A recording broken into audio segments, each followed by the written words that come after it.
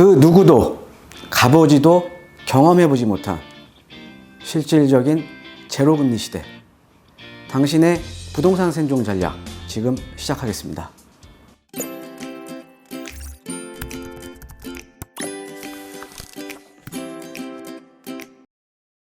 네, 안녕하십니까. 드림몬투자연구소 정창래입니다.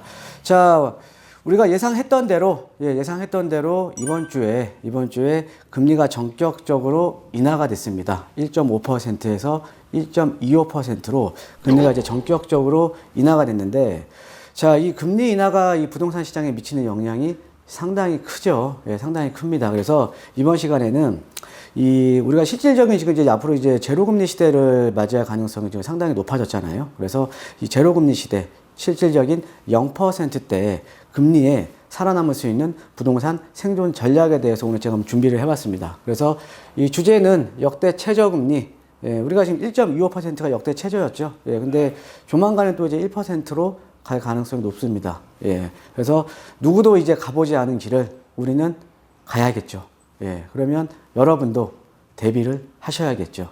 어떤 식으로 나의 부동산 투자 전략을 새롭게 대비를 하느냐에 따라서 여러분들의 자산 가치도 많이 달라지겠죠. 예, 그래서 오늘 그런 내용을 이제 주제로 해서 이제 내용을 한번 제가 이제 준비를 해봤는데, 자, 본격적으로 한번 시작을 해보도록 하겠습니다. 자, 먼저 뭐 신문 헤드라인 같은 거 한번 제가 좀 몇 가지 한번 추려봤어요.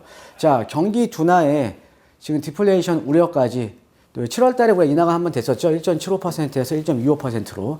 7월 인하로는 역부족 판단. 예, 그래서 내년 초에 또 추가 인하 여부가 주목이 된다. 그래서 집값 자금 우려도 크다. 예. 그리고 이제 가보지 않은 길, 예, 지금 이제 가보지 않은 길 지금 가고 있죠. 예, 한 번도 경험해보지 못한. 예, 경험해보지 못했기 때문에 그만큼 우리 시청자 여러분들도 두려우신 거죠. 예.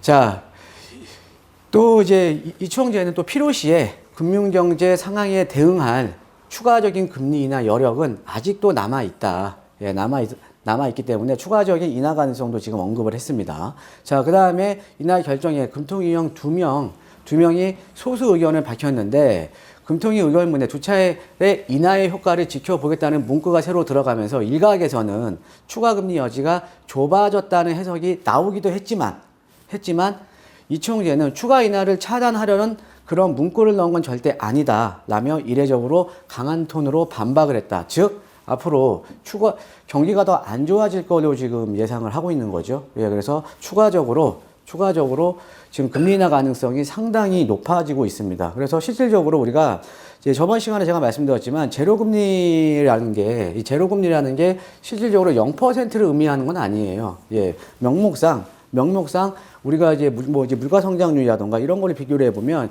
실질적으로 이제 0%에 가까운 금리를 제로금리라고 하거든요. 그래서 어찌됐든 지금 실질적으로 지금 제로금리 시대가 지금 도래를 한 거나 마찬가지입니다. 예, 마찬가지입니다. 예, 그래서 여러분들도 그에 대한 대비를 하셔야겠죠. 예. 자, 다음 장을 한번 보시면 지금 이제 기준금리 인하 지금 어떻게 지금 됐나, 우리나라 같은 경우가 2016년 6월 달에 이제 1.25%로 최대 낮췄다가 2017년도에 좀 두 차례 높였어요. 예, 두 차례 높였다가 다시 올 7월 달, 그다음에 또 한 번, 두 번 이제 지금 인하를 했죠. 그래서 추가적으로 또 이제 1%대로 갈 가능성이 상당히 높고요. 더 심하면 1% 이하로 떨어질 가능성이 상당히 높다라는 거죠. 아무래도 좀 대내적인 경제 요건도 상당히 안 좋고요. 유럽이라던가 뭐 미중 간 뭐 이제 경제 분쟁이라던가 또 우리나라와 또 이제 일본 간의 경제 분쟁이라던가 상당히 좀 대내적인 경제 여건이 안 좋습니다. 예, 그렇기 때문에 금리 인하 가능성이 상당히 높다라는 거죠. 자, 다음 장 한번 보시면, 예, 경제 성장률 한번 볼게요. 우리나라 경제 성장률을 제가 한번 준비를 해봤는데, 지금 이렇게 지금 이 당시는 뭐 여러분들 아시겠지만은 뭐 2008년도 이제 리먼 사태 터지고 나서 경제 성장이 상당히 낮아졌다가 2010년도에 상당히 많이 올랐죠. 그러다가 쭉 빠지다가 지금 2.7%까지 떨어졌습니다. 자, 그래서 지금 우리나라 같은 경우도 올 초만 하더라도 그래도 한 2.7% 정도의 2018년도와 같이 2.7% 정도의 경제 성장률을 유지하지 않을까라고 예상을 했었는데, 지금 계속 지금 이제 경제 성장치를 계속 낮추고 있죠. 그래서 1월 달만 하더라도 2.6%로 좀 수정을 했다가 4월 달에 2.5%, 그 다음에 7월 달에 2.2%, 현재는 지금 2%입니다. 얘가 안 좋아지면 2% 이하로 지금 떨어질 가능성이 상당히 높다라는 거죠.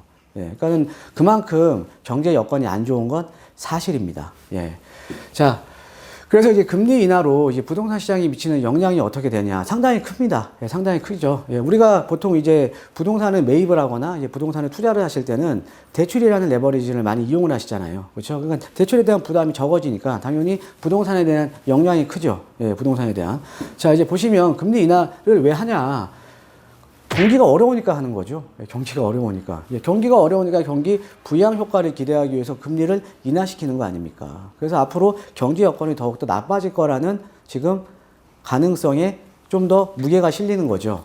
자, 그래서 이제 금리 인하를 하게 되면 민간 소비가 확대가 되죠. 시장에 돈이 많이 풀리는 거잖아요. 그렇죠? 그러니까는 이제 은행에 잠자고 있던 돈들이 시장으로 돈이 많이 풀리는 겁니다. 예, 시장으로 돈이 많이 풀리기 때문에 민간 소비를 확대하는 측면이 있고 또 이제 기업들 입장에서는 이제 금융 비용이 좀 줄어들겠죠. 약간 고정 비용 같은 거. 예, 이 기업들도 이제 대출을 이게 부채를 일으키잖아요. 예, 부채를 일으키는데 이런 금융 비용이 이제 줄어들겠죠. 이 금융 비용이 줄어든다는 거는 이제 고정 이제 비용이 이제 줄어드는 거죠. 그 다음에 이제 아무래도 금리가 낮다 보니까 시설 투자를 좀 많이 할 가능성이 높겠죠. 그렇죠? 시설 투자를. 예, 낮은 금리로 대출을 받아서 시설 투자를 할 가능성이 높은데 근데 사실은 지금 너무 경기가 안 좋죠. 예, 새롭게 지금 뭐 투자도 많이 안 하고요. 예. 자, 그래서 이제 금리가 인하가 되면 일단 실물 자산으로 자금이 유입이 될 가능성이 상당히 높습니다. 그 이유가 뭐냐면 자, 경기가 안 좋아서 금리를 인하를 한 거예요. 그러니까 어떤 의미냐면 마땅한 투자처가 없다라는 거죠. 지금 기업들도 지금 투자를 많이 안 하고 있지 않습니까? 그러니까 경기 침체 때문에 금리 인하를 하는 거기 때문에 마땅한 투자처, 마땅한 대안이 없다라는 거죠. 마땅한 대안이 없는 겁니다. 마땅한 대안이 없기 때문에 상대적으로 안전자산, 그러니까 실물자산인 안전자산으로 이 투자를 할 수밖에 없다라는 거죠. 그래서 안전자산에 대한 선호도가 계속 높아지고 있는 겁니다. 그래서 최근에 금값도 지금 많이 오르고 있는 거고 부동산도 마찬가지입니다. 자, 부동산도. 자, 부동산 같은 경우도 금리가 인하가 되면 상당히 어떻게 보면 호재죠. 호재인데 여러분들께서 한번 생각을 해보셔야 되는 게 자, 과연 금리 인하가 부동산 시장에 과연 득만 될까? 이런 것도 한번 생각을 한번 해보셔야 된다는 거죠. 자, 금리 인하가 됐습니다. 그럼 금리 인하라는 게 아까 말씀드렸듯이 경기 침체, 그러니까 거시경제에 대한 불확실성이 커지는 거죠. 자, 우리가 투자자 입장에서 투자라는 거는 불확실성이 적어야 투자를 하는 거 아닙니까? 그렇죠? 근데 거시경제에 대한 불확실성이 커지기 때문에 지금 금리를 인하를 한 거예요. 그러니까 전체적으로 경기가 안 좋다라는 거죠. 자, 그러면은 장기적으로도 부동산 홀로 가격이 계속적으로 수요가 유입이 될 가능성이 낮다라는 거죠. 그러니까 장기적으로는 부동산 자체도 전반적으로 경기가 안 좋기 때문에 부동산 수요도 유축 가능성이 높다라는 거죠. 왜 그러냐면 부동산도요, 장기적으로는 거시경제에 대한 어떻게 보면 거울이에요, 거울. 예, 거울이죠. 예.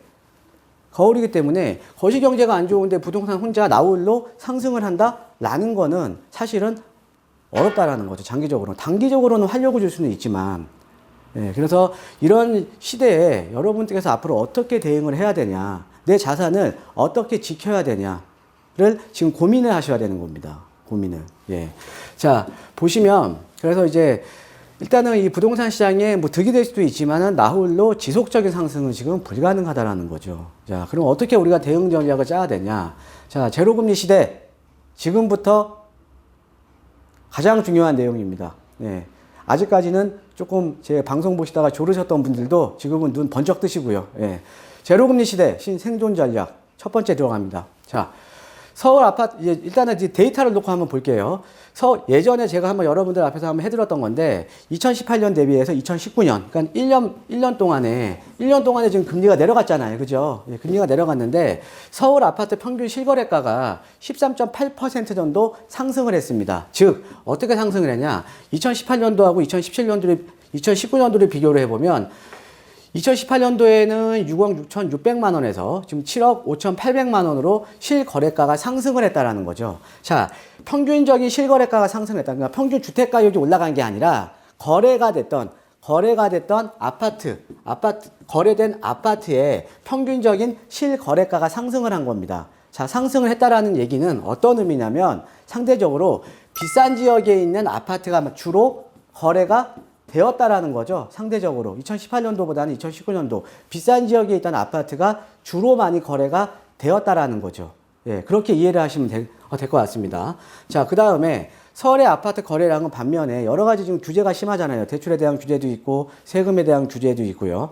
예, 규제가 심하다 보니까 이 투자자들이 이제 과거보다는 이제 시장에 들어오기가 좀 어려워졌습니다. 예, 임대 아파트, 임대 사업자에 대한 혜택도 좀 줄고요. 그래서 전체적으로 보면 아파트에 대한 거래량은 지금 감소를 했어요. 예, 거의 반토막 났죠. 예, 반토막 났습니다. 예. 그래서 이것도 뭐 제가 할 얘기가 많은데, 예, 이거 하면 또 오늘 또 시간이 너무 많이 걸릴까봐. 예, 서울 아파트 거래량은 56% 정도 감소를 했는데 97,000건에서 42,000건으로 56% 감소를 했습니다. 자, 그런데 우리가 이 부분에서 도출을 해낼 수 있는 결과가 있어요. 도출을 해낼 수 있는 결과. 자, 상대적으로 거래량은 감소를 했는데 거래량이 감소했음에도 불구하고 상대적으로 주택가격이 높은 지역에 거래가 많아졌다. 라는 의미는 어떤 의미냐면요. 지금 부동산 시장에서도 돈이 어떤 쪽으로 흘러가냐? 안전한 지역. 그러니까 상대적으로 주거 선호도가 높은 지역으로 흘러간다는 겁니다. 그러니까 어떤 의미냐면, 자, 아까 이제 거시경제에 대한 불확성이 커지니까 금리가 인하가 된 거잖아요. 그죠? 자, 그러면은 불확성이 커질수록 투자자 입장에서는 어떤 데로 가요? 안전한 자산을 선호하는 거죠. 안전자산. 안전자산을 선호하는 거기 때문에 안전하다고 판단하는 지역으로 지금 부동산도 돈이 몰리고 있는 겁니다. 돈이. 자, 또 데이터 한번 볼게요. 자, 얘가 지금 이제 외지인들이 서울의 아파트 매매 거래를 했던 건수예요. 그래서 2018년 대비해서는 많았죠. 이 당시만 하더라도. 그러다가 이제 9.13 대책 나오면서 확 줄었죠. 확 줄다가 지금 최근에 어때요? 지금 5월 넘어가면서 지금도 거래량이 많이 늘어났습니다. 그래서 8월 달에 보니까 1,705건이에요. 1,705건. 그러니까 외지에서, 그러니까 서울이 아닌 지역에서 서울의 아파트를 지금 투자를 하거나 산 사람들이 거래가 지금 많이 늘어났는데 이게 1,705건이라는 거죠. 최근에 8월 달에. 근데 이 8월 달에 지금 구별로 한번 내역을 보면 아까 제가 말씀드린 내용이 이해가 되실 겁니다. 자, 어떤 의미냐면, 자, 가장 거래가 많이 됐던 우리가 선호도가 높은 지역이 어디예요? 강남 4구. 그죠? 그 다음에 여러분들 잘 아시는 마용성. 이런 지역이잖아요. 자, 송파나 강남이 압도적으로 높죠. 그 다음에 이 강동, 서초가 압도적으로 높죠.